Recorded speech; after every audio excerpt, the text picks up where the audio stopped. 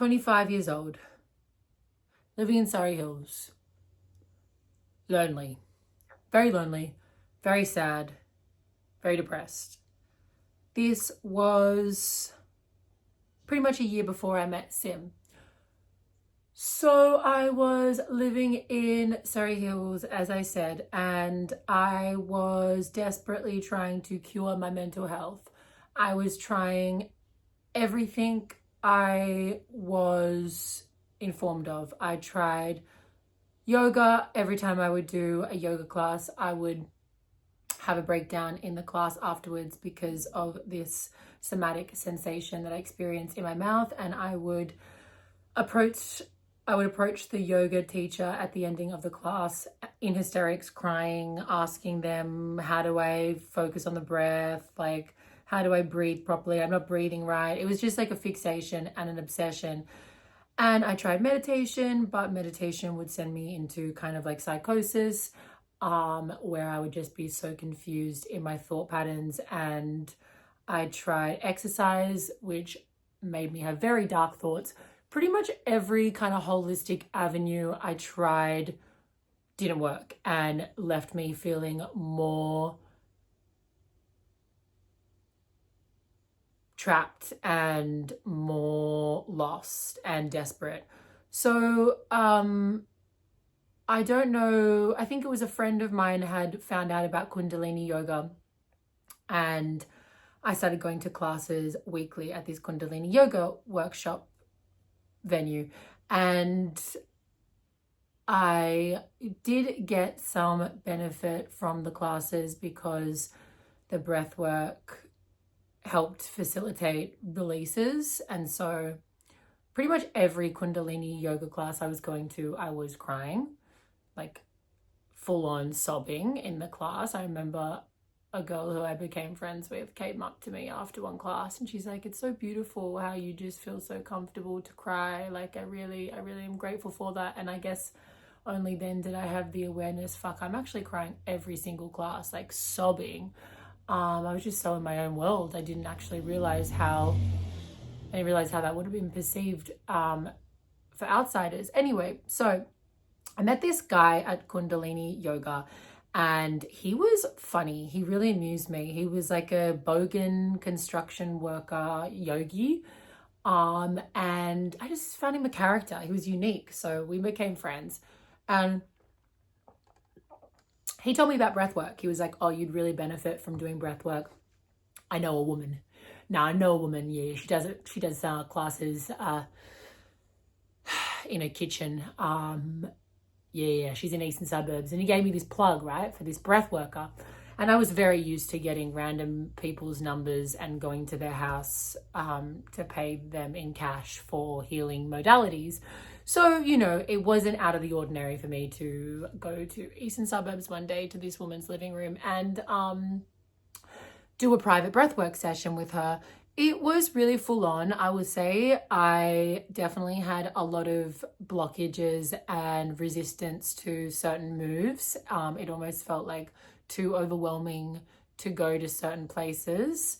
And that really affected me because with my OCD, it was sort of like make or break. Everything was make or break. It almost felt as if I didn't I guess I had this warped perception of getting well. I felt like if I just hold this position long enough and do the breath work exactly how the instructor's telling me, then all of a sudden I will be magically cured and my mouth sensation will go. That's kind of what I thought. Like, my brain tricked me into thinking it was my fault that I had this mouth sensation because I wasn't doing it right or I wasn't working hard enough.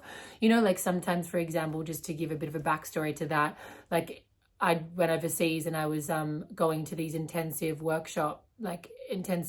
exercise classes, and I wouldn't hold the position for the same amount of time as everyone else, or I wouldn't do the full class to the level I thought I should have done it at, and then I would feel like that's why I'm still in this situation. That's why I'm still unwell. That's why I still have this mouth sensation, because I'm not pushing hard enough. So it's very like OCD, like right or wrong, good or bad. I'm either cured or I'm not cured. And so I remember when I was in this private breath work with this woman called Denise, And I wasn't able to stay in this position. She kept being like, stay in it for longer. You're just about to have that breakthrough. And I just couldn't do it. It was just, I don't know why. It wasn't exactly a very uncomfortable physical position, but there was just too many blockages. And I ended up just crying and sobbing. And she just sat there and held space for me in that moment. But it was bittersweet because I really felt as though I had let myself down because I had failed to hold this position long enough. Therefore, I was going to be permanently stuck in this state of being. Anyway, Denise says to me, hey, look, I think you need more intensive support. I don't think I'm going to be able to help you come out of this. I would really encourage you to do this breathwork retreat with this guru, breathwork guru who is incredible, cures all mental health. Like, he's remarkable. He's pretty much Jesus on earth. That's how he was painted to me. And she gave me his number. And when I looked it up on the internet, if I was in the mental state I'm in now, I would look at it and in 1 second be like, I'm not going to see this guy because he is a caricature, essentially. I mean, his slogan was like, depression solutions, like, will cure all problems, like every single issue you have ever had, I will cure it in a day. Like, very veneer fake real estate agent type persona. Anyway, I got his number, and I remember I was at acting school around this time of my life, and he had called me when I was at class, and I remember like leaving class to call him back, and just like even hearing the sound of his voice was a red flag. He was like a charlatan, to put it into one word. Very like, hello, Georgia. And he had this accent, and it was so performer, you know, like you just imagine like TV presenter vibe. Anyway, and he was quite staunch about being able to cure my problems. Like, because I guess around that time I was really seeking endless validation from people in conversation, and you know, I was kind of like a child. I was like, please tell me, like, is it gonna work? Is it gonna work? Please, please, please, you know, just like putting kind of my faith in everyone else. And literally anyone else was on a pedestal in my view around that time. So when I asked Jan, I said, like, Jan, please, like, tell me, is this gonna work? Like, you know, I've tried everything, and I really wasn't lying. I had tried everything. Like, I'd had hospitalizations, I'd had medication, I'd done yoga retreats, I'd done silent meditation retreats, I'd done fucking fecal transplant where you like change your microflora bio in your gut. Like literally had a poo donor to insert their poo into me to change my gut bacteria. Like, I had tried everything. I'd gone on fucking 10-day fasts because I thought maybe like my gut's fucked up and I just need to restore it. Like, there was nothing I wouldn't do. I was desperate. So when I was saying to this man on the phone, I was like, are you sure it's gonna work? Like, are you sure? Because I have my doubts. Like, I've been proven wrong time and time again. And he was almost like annoyed, you know, he's like, shut the fuck. Like, literally was like, are you fucking kidding me? Like, you questioning me? Of course it's gonna work. Like, he made me out to be a fool to even suggest that it wasn't a miracle and he wasn't a miracle worker. Anyway, I was very vulnerable, and I wasn't sure. Like, this, first of all, he wanted me to sign up for a 7-day retreat. But the catch is the 7-day retreat was $15,000. $15,000.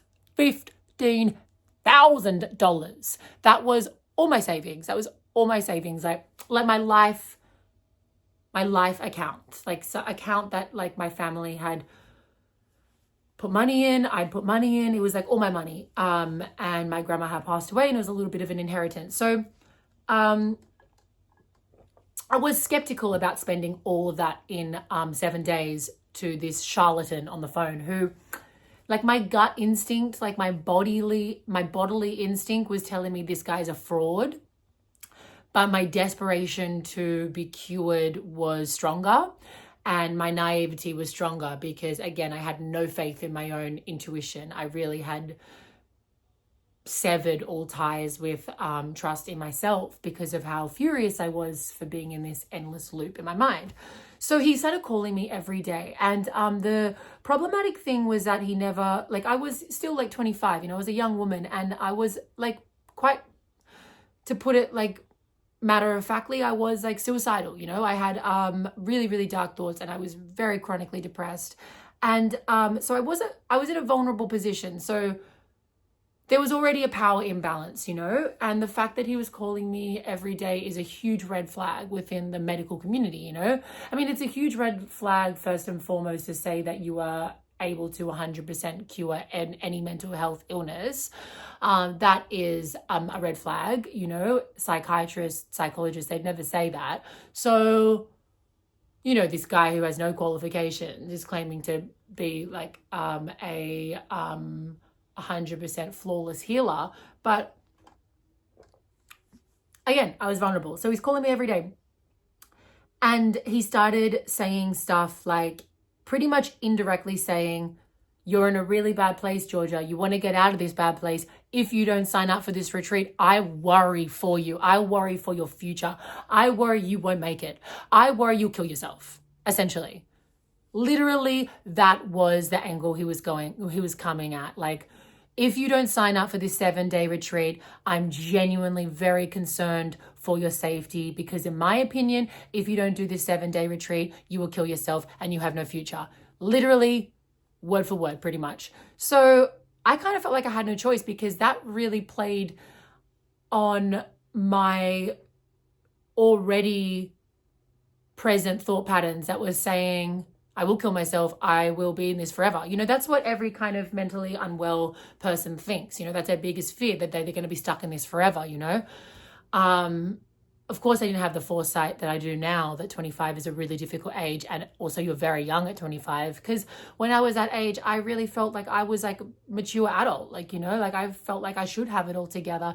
And yeah, it was very convincing in my brain to think that I would be in this forever. So him kind of speaking my thoughts out loud solidified my decision to sign up for this course, because I was like, yeah, you're right. Like, my future means more than my whole life savings. Like, I can spend my life savings, because what is money if without life? Obviously my life is most important.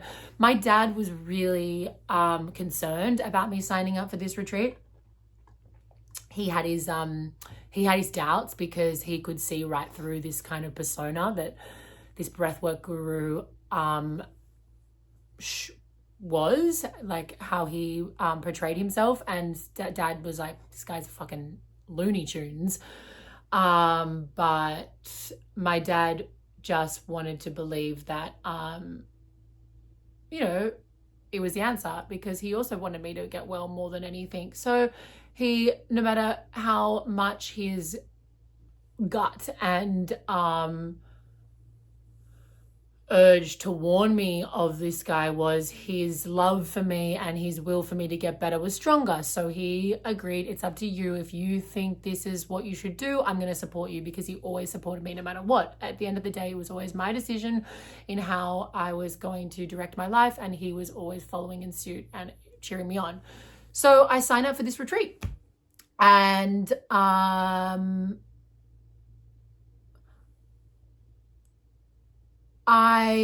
just trying to think at what point I should tell a key point of the story, but I think I might hold that and wait.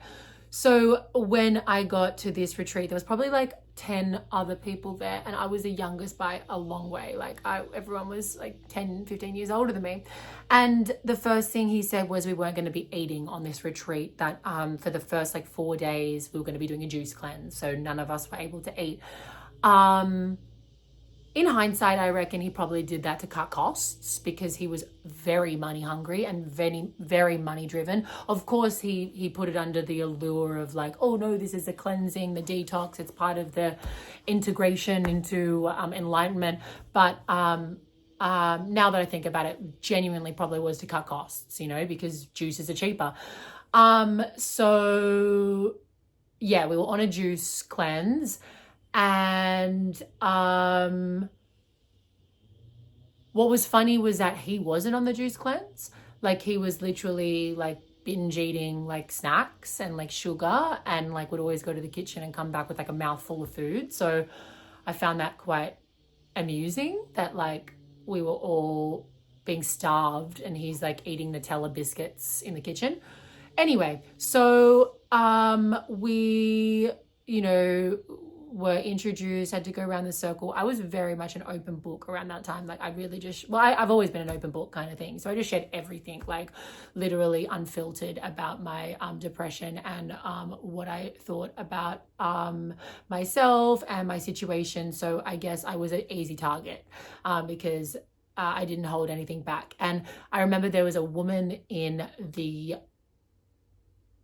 group that would fart like openly, just like really loud, big farts, and no acknowledgement about doing them. It was just like, like free love kind of hippie vibe, like, yeah, like if they come out, I'm not going to hold them back sort of thing. I found that kind of funny, like no one really talking about the fact there was this woman like full on making like loud farts as he talked.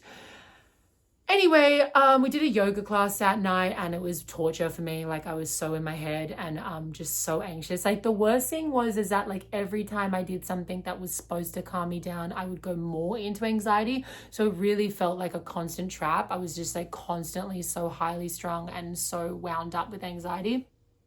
Anyway, we did our first breathwork session, and the whole time I was doing it, the narrative in my head was telling me that I was breathing wrong, that I wasn't doing it right, that I wasn't like breathing in the way to have the release I was supposed to. That really ruled my state of being. But I remember at the ending just like crying, like just hysterically crying over and over again, which, as you know from this video wasn't that foreign to me. But I remember having like kind of flashbacks or of repressed memories of losing my virginity, and like just like thinking about the unpleasantness of that, and kind of almost like talking out loud some pain and old memories. And at the end of the breathwork session, after I'd cried, I still felt the same level of dread, despair, and obsession around this mouth sensation. And so I said to him, are you sure it's going to work? Like, are you sure by the end of this 7 days I'll be cured? Like what if I'm the anomaly? What if I'm the person that you can't cure? What if like I'm the exception? And he said, shut the fuck up. He literally said, fuck off, Georgia. Fuck off, Georgia. Are you fucking doubting me? Are you doubting me? Fuck off. Like, yeah, it's not going to work. It's not going to work. Like, it was a joke to him. It was like, how dare you? How dare you question me? Like, get the fuck out of here sort of thing. So I just shut up. I was like, okay, that's the answer I needed. It's definitely going to work. I will put that doubt to rest because it's confirmed that it's going to work. Went to sleep that night, depressed, anxious, all of the above. Went for a morning walk with the group the next day, and I didn't talk. I just couldn't talk. I was just in such a state. And then we had one of his co-workers come in to do a tantra workshop session, and pretty much the co-worker's narrative was that women who are sexual, women who act out sexually, essentially have a high body count or fuck promiscuously, have been sexually assaulted in the past, and they're reenacting their sexual trauma. So any sexually liberated woman is reenacting sexual assault that happened either in earlier life or teenage years. And I, again, as I said, I was an open book. And yes, I've always been a very sexual person. I've always given myself away quite easily. So again, I was like coming up with like, oh, well, maybe I'm feeling this way because I've like had sex with lots of people or had these things. And they pretty much convinced me that I had been sexually assaulted. They sort of indirectly applied that it could have been my parents, which at the time I thought just, it's not, no, I don't buy that. Like, as much as I buy everything, because I'm like the most naive, like submissive person that's like, maybe you're right, maybe it is this, maybe it is that. But this time I was like, I really don't think my parents sexually assaulted me. I'm trying to like go back and think about old memories of me as a kid. Like it's almost like he tailored the breathwork sessions to me, like with that angle of like trying to come in, like, you know, thinking up, like kind of opening a crevice in my mind of like something that I'd shut out that my parents had done. But every time I did it, I felt like pushed to go to this place that wasn't authentic. Like, so I almost had to like make up memories, which I've heard is what psychotherapists used to do to patients back in the day. So it's kind of something that's been done many times in human history. Anyway, so that was really problematic, and I really didn't like his co-worker. I was like, this guy's a fucking loser. He was like openly flirting with one of the women there and like bragging about how he dated one of the women from the retreat. And I just thought, this guy's a fucking loser. Like, he's a loser and so warped with his misogyny. And I you know, I was a feminist. Like, I didn't agree with it. I was like, this is bullshit. You know, I knew this is bullshit. But all comes back to me being highly unwell, highly submissive, no trust in myself. So I just obliged. I went along. So that night we were doing breathwork sessions, and that's when we all became familiar with him nodding off in the sessions. Literally like dozing, like midway through an intensive breathwork session, he just start like that, just closing his eyes and just like literally like a heroin addict, like just like nodding off, and wouldn't say anything. Like, he would be in the middle of a sentence, which the person who was in that breathwork session was like holding on to his every word, because essentially we saw him as the prophet, you know, and we're all trying to get cured. So he'd be midway through saying something that he was picking up on, and then he would just nod off. He'd be like, and he was just gone, you know. And that was, in the moment, like, none of us thought, oh, he's a drug addict. Like, we all thought, oh, he must be so integrated in this process that that's just part of it. But definitely, like, there were moments of us being like, is this guy okay? Because there's a difference between kind of like thinking about what you're going to say next and pausing, and like 10 minutes of just like being asleep, essentially. So that was a bit of a red flag. But again, everyone really just saw him as a prophet, and so we didn't really question it too much. And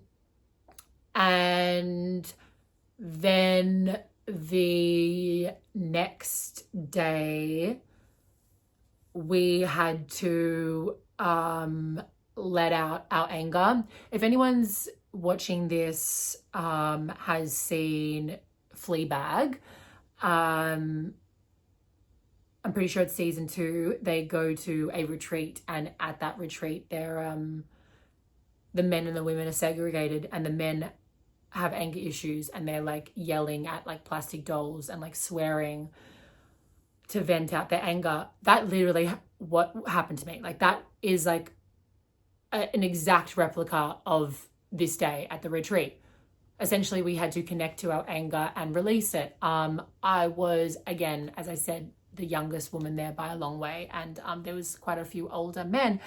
I wasn't feeling angry at this stage of my life. Yes, I was angry at myself. Yes, I had anger at life, at whoever was fucking doing this to me. But I didn't feel authentically the anger. Like, it was more repressed, and it just didn't feel organic for me to yell. Like, I couldn't even cry. I couldn't really connect to emotions, but I didn't feel that angry. I've never really been that, like, yes, I felt angry many times before, but it's not been an emotion that I felt overtly. So this exercise was a little more challenging for me, because it just didn't really feel that authentic. However, there were definitely other people in the group that felt it, that definitely weren't shying away from the exercise. There was one guy that had a bat and was like full on smacking like over and over this like foam square, and he's like, you fucking bitch, you fucking slut, you mum, you fucking dirty bitch, like full on, like rage. And it was a bit weird to watch. I was like amused, but also like, where am I? Like, what's going on? But again, I would have gone along with anything. Like literally, if he said, now you have to like cut your arms and like exchange blood and like fucking go hold your breath in the river for 5 minutes, like I would have done it. If he's like, yeah, get the rope and like hang it to the wall, I probably would have done anything. Like I was essentially in a cult. I was under his spell. So when it was my turn to get up, it felt very forced, and I was like, fuck you, I hate you. And then he's like, more, and I'm like, ooh, you bitch, you can't, like trying to use the last guy's swear words, but didn't really feel that organic. And definitely the men got very into it, which was weird. And anyway, then as I'm talking, I'm trying to sort of remember the whole itinerary for the week, because it was a long time ago. So I'm just trying to revisit day to day what we were required to do.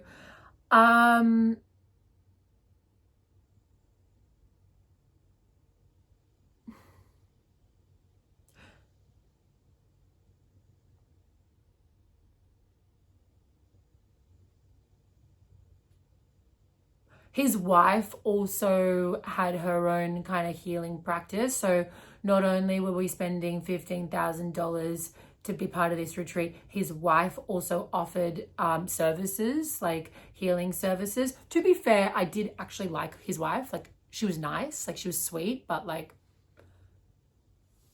he's so problematic that it is a little bit questionable, their dynamic. But I do really think that she was innocent and sweet. However, she offered these services that were pretty expensive and very alternative, like, you know, like wires to the head, like reading the fucking neuro pathway, aura waves, like, you know what I mean? Like stuff that probably isn't that legitimate, but is like $500 for like a 20-minute session. And of course, me being so naive and so vulnerable to healing modalities, I spent probably another like $1,000 on this woman's extra services.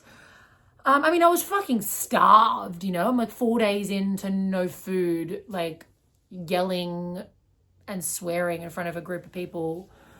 Like, you know, it was an odd time for me. And then I think it's about like 4 days or like 5 days in when someone mentioned the newspaper article about him.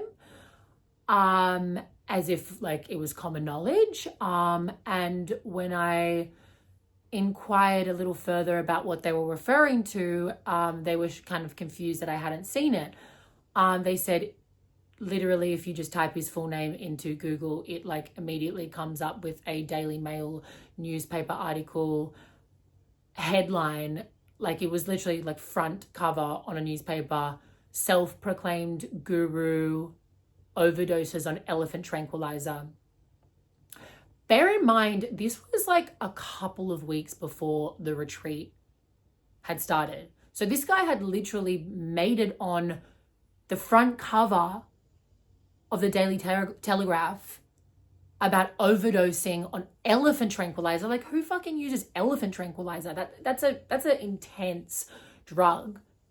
And there's a photo of him in like his bathrobe, like scruffy hair, and he's like opening the door, like, you know, like, whoa. And it's like self-proclaimed guru overdoses on elephant tranquilizer. I'm like, probably should have contemplated looking his name up on Google before I paid him $15,000, because if I had seen that article, maybe I wouldn't have gone on this retreat. But like everyone else had seen it and they're like, yeah, but you know, like he's so good. He's like the best at what he does. He cures all mental health, you know, he's Jesus. So that to me was a shock and also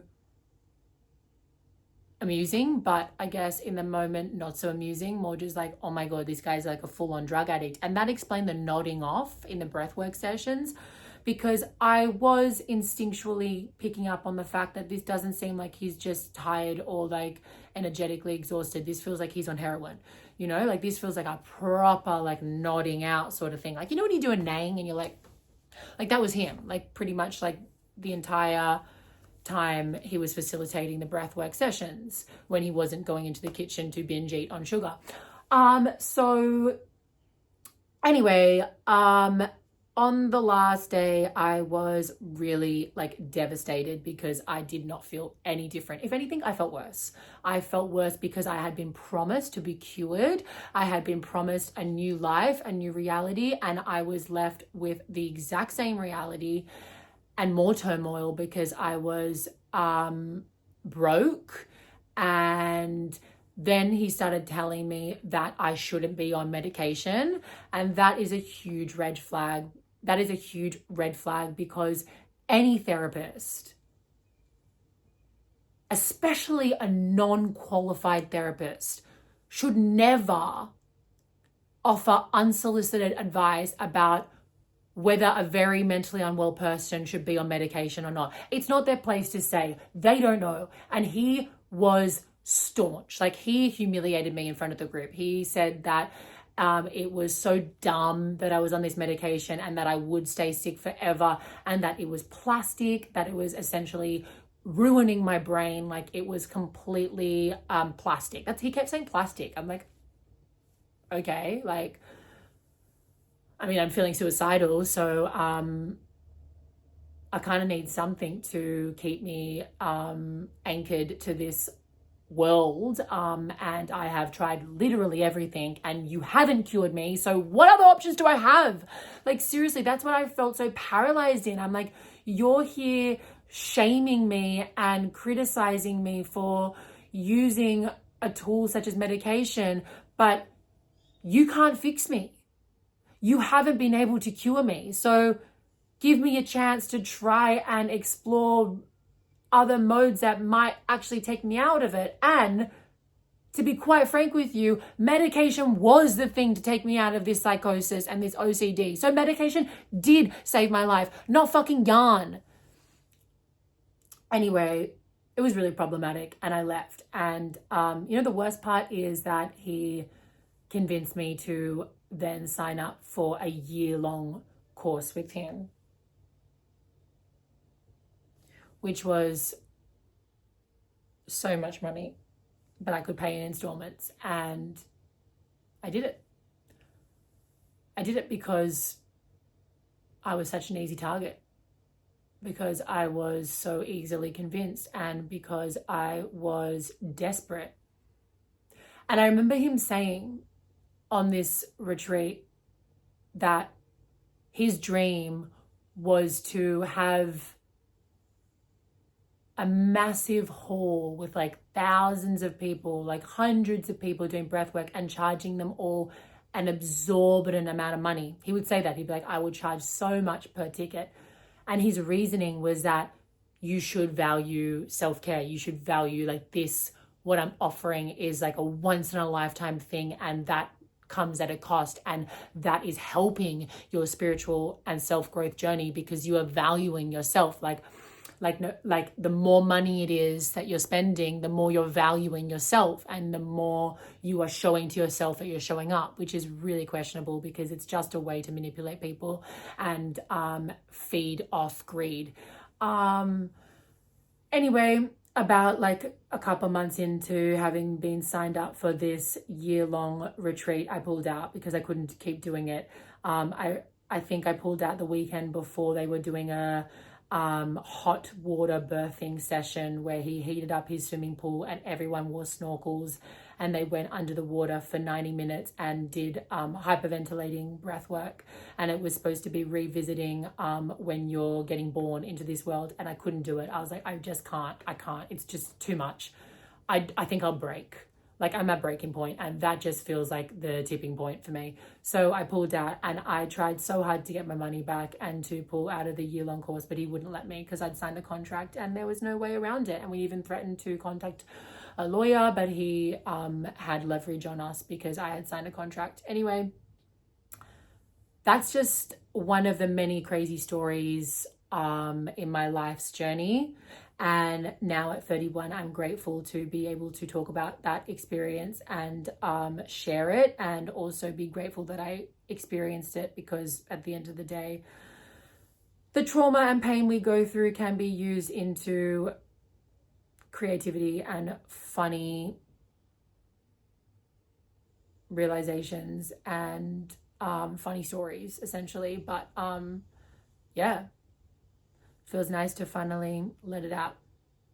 I will put a photo up of the newspaper article of him in his bathrobe just after he overdosed on elephant tranquilizer, a week before I drove to his sanctuary. Depression. Solutions. The answer for everything.